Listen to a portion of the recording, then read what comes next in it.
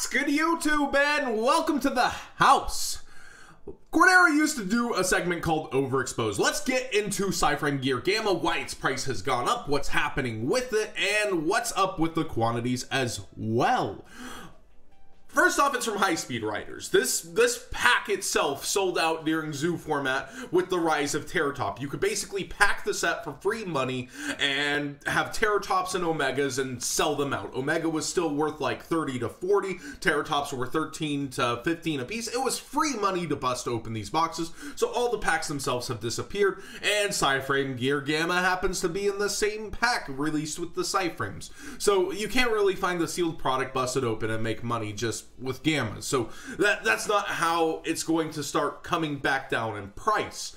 Gamma went up because of the sale on TCGPlayer. I mentioned a lot of meta cards, and then right after my market watch, like 5 people messaged me about this card. Then I saw Mega Capital G talking about it yesterday. It's not the new Ash Blossom. The difference with Psy-Framegear Gamma is A, you're playing a Garnet with Psyframe Driver. You have to actually play that in your deck, and as we've seen in our Zodiac tournament over and over, they end up specialing it from hand and putting a sad face on the screen that they drew it. Now, that's not what makes this a bad card. It's still a great card overall, but there's actually ways to kind of play through it and around it. Like, if you're playing against Spirals, you just wait for double Helix to use your hand trap and they can't respond with their Gamma. And also, as the price continues to rise, players are going to look at this card and consider the price point and sell it instead of run it. And we're already seeing the price start to quickly crash back down. 35 here. It's still actually more expensive on eBay at 38, but we're gonna see this crash throughout the winter. We don't have a major event coming up on the schedules for about 2 months. Remember what happened last time when we didn't have major events for a bit, regionals for a bit? Ash Blossom went down to $40. And Psy-Framegear Gamma is just going to see this similar kind of effect where it's going to continue to creep down until it gets hyped again, until something happens, or until people continuously try to buy this out to make it stay there. But this is a result directly of Black Friday and Black Friday sales / Cyber Monday, and I personally think it will continue to trickle down unless it continues forced buyouts. I don't think it'll have a natural effect. I think players will look at this price point, look at their deck, look at their Psy-Framegear Gamma, tired of drawing driver, and they will end up putting it out there. Now, just as proof of the Black Friday effect, still on TCGPlayer, 65 over here, 58 over here. We showed a lot of the meta cards before. And actually, Ash Blossom's one of the cards that have slowed down, and I'm going to go into that in a second because of something funny. But this is just purely for the example point that, yeah, this happened on TCGPlayer. This is the reason things got bumped. Will Gamma stay up there? No, definitely not in my opinion. Yes, it's something you play 3 of. Yes, a lot of players choose to play it. Yes, it's a great card. Yes, there's not going to be quantities bumping back out on the market, but players will begin to shill these out of their decks as it gets more popular. If it even starts to bump from here, there's players who are going to just list 3 straight out of their decks. And 13 quantity, that's actually more than some points at when it was 20. So competition will speak. Just chill out. If you need Gammas, chill on it. Try not to buy it until you absolutely have to. It's not gonna go up from here unless it's forced buyouts. And then, is it really worth it to you to throw that driver in your deck? Now, Cap G, if you're watching this, here's something that should really trigger ya. Ooh, it's a level eater buyout. Starting with eBay, there's only an $8 one for the DT, and as you see on here, it's gone from $3 to $5. Oh no. So you want the real triggers, Cap G. Level eater buyout confirmed just to trigger ya. Nah, I don't have money to spend on cards right now, but apparently this is something. I'm guessing this is just hype from Crystron Needle Fiber and Synchro stuff. I would have suggested, honestly, that you look around and look at Synchro stuff, because Crystron Needle Fiber is going to hype a lot of things, and Synchro plays more and more are going to go up there. And with the release of Link Rebo, Level Eater pretty good. So I think we will see people actually trying out Synchro decks, and this is one of the cards that has its holo version. The super rares always seem to come damaged. It's the highest rarity, but they always seem to come damaged or with some edgeware, even if a seller's selling it as near mint. It's from one of those eras where you pack something like in CP05 with a trap dust shoot and it just has the foil showing. So it's very, very, very hard to find these near mint. You see on this first page, there's not even a near mint. And then $13 claiming near mint over here. So yeah, even the super's way up versus its market price, but typically they're selling damaged ones, I would think. So let's actually look up, it's DPCT.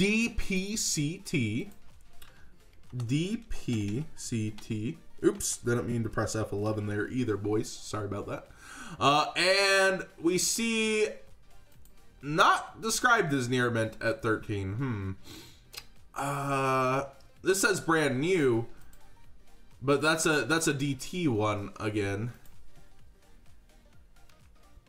Interesting. We continue up. We see super rare pre-owned, light play. Near mint at 15 from Canada, no edgeware, and it's foreign. That's why there's no edgeware. Interesting. So finding an English one of these near mint is just really, really hard. You could try TCGPlayer here if you really want that super rare over DT, but I think the DT looks great. It's something that you guys can consider if you are playing synchros right now, while they still set at 5 here versus eBay being bought out to a much greater point, but I don't know that it'll be staying up there. As you see, there's high quantities of this seller at near mint and the next seller at near mint. Despite low sellers, there are high quantities of this card. So it's obviously a one of. Take it as you will on how you might want to play this. Now, Ash Blossom is the true gold standard of Yu-Gi-Oh! Yu-Gi-Oh! Reddit, there was this post. It's literally worth its weight in gold. I'll prove it to you. The average weight of a foil Yu-Gi-Oh! Card is around 1.7 grams. Gold is worth about 41.5 per gram. 1.7 times 4.15 equals 70.55. There you go. And they say it's just cardboard. That was a great Reddit post, and it's about there. It's crazy. It's at $72 here on TCGPlayer. Actually chilled out from the Black Friday buyouts. $73.75 over here. So it's really awesome to see some independent sellers chilling the price out at $72 before it rises back. But you see the other price points hanging out. This also was the target of Black Friday, of sellers either bumping theirs because you were going to get 10% off, or it actually selling up to the point where people had bumped it. But as you see, eBay's really helping cool the market off, having two marketplaces, a place that there wasn't a huge sale. Pretty nice to have overall. Secret 6 Samurai Fuma got bought out here, $5.35. It's really hard to tell if this was natural. It already says its market price is at $5.55, but on release, we saw it sitting at $1 to $2. Like, we come over here to Yu-Gi-Oh! Singles where it's sold out. They sold out at $2. So this isn't where it was initially sitting at, but it looks like TCGPlayer was pretty quick to update that market price. And it's really just interesting to see. It's on both platforms. It's actually more over here before we get out of the foreign sellers. It's all the way to Ideal 808 still, the pre-seller at like $9 on eBay. So much cheaper actually on TCGPlayer. This card wasn't on my radar at all. It's a great card. It's an enabler for the deck. It's a tuner. It is really cool. But it's not short printed or anything. Maybe it's just that not a lot of Spirit Warriors got bought and opened, and not a lot of vendors opened a ton of this product because it was seen kind of as an upcoming flop in terms of value versus packing. And this card is just on the rise. So make your considerations with that. I personally would think it might go back down, but there's such a low quantity of them on market all of the sudden. I don't know if it's natural or not. I don't know if people are just trying out 6 Samurai decks for fun or if this was forced. I really don't have a clue about this one, guys. So tell me in the comment section down below what you think. Like, I think it's a great card. That's why it is going up.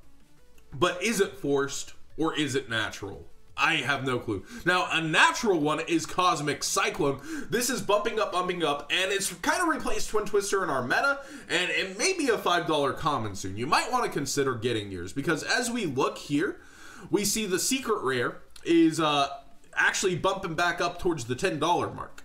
But we see the Mega Pack secret is actually bumping past 6 now. There's actually only 1 at 6 before we go up, and the common is starting to creep on up towards 3 as well. John, a common bumping from 2 to 3, that's not the biggest deal. Well, remember Twin Twister was sitting at like 5 from a structure. Yeah, we see it's at 675 after 6 some odd, and starting to rise for the Mega Pack. So the Mega Pack one very well could follow towards the 10 point. A lot of people are playing 3. It's basically replaced Twin Twister as the spell and trap removal that is preferred. It removes, it banishes what you're trying to get rid of. And that's very important since tons of things have graveyard effects and not a lot of decks can afford to pitch a resource out of hand. So the common bumping towards 3 actually is pretty darn important. At this point, I don't know if it's just the front page of TCGPlayer effect, because all versions are rising, but it definitely is helping the commons price stay up, that it is still the front page of TCGPlayer, but it's naturally rising on all fronts. If we come over here, it's at 270 for the common. We look up the Mega Pack, and it's pretty low comparatively. We've got sellers trying to sell them at 550. Only 1 left, though, before it matches the price at like 630 and starts climbing there. So it's definitely something you want to consider getting now if you want to foil it out, because I think it will continue to rise. It's great against True Dracos. It's good against Spirals, taking that stuff out. It's really good overall, just the fact that it banishes, because more and more traps are starting to get graveyard effects, and you want to take care of that. And I think that's it for today's Market Watch, besides the fact that out of all these sales, Code of the Duelist wasn't affected at all. It actually, Firewall Dragons actually continue to creep on down. Trickstar Reincarnation's actually finally crept up a little, but besides Trickstar Reincarnation, everything's kind of just chilled out. I haven't looked up either on eBay. I wanted to actually do that live. I forgot about this. Firewall Dragon Ian. Let's check him out and see. $33. So it might be time, but we know that reprint's coming one day. So you might want to chill out on it, but if you're playing in a regional with a deck that needs these, it might finally be time to get yours. But I'd still get rid of them after every regional I play in, because you never know. There's already 2 altar arts in the OCG. Trickstar Reincarnation. Let's see it. And it's at 18 from Canada before 20. So yeah, looks like it's finally getting that baby bump up in price. We'll see what happens with it. We'll continue to watch it. It's a great card, definitely worth more than it currently is, but people are scared of that FNL list that's one day coming inevitably, and a lot of people think that this might get hurt. I've even seen posts like Droll is the problem, not Trickstar Reincarnation. Leave Trickstar Reincarnation alone. Well, it's a problem. So we'll see what happens with that. But thanks for watching, everybody. Give this a thumbs up if you enjoyed the in-depth talk on Gamma today. If you liked the rest of the Market Watch, do let me know. I think this was actually a really good one.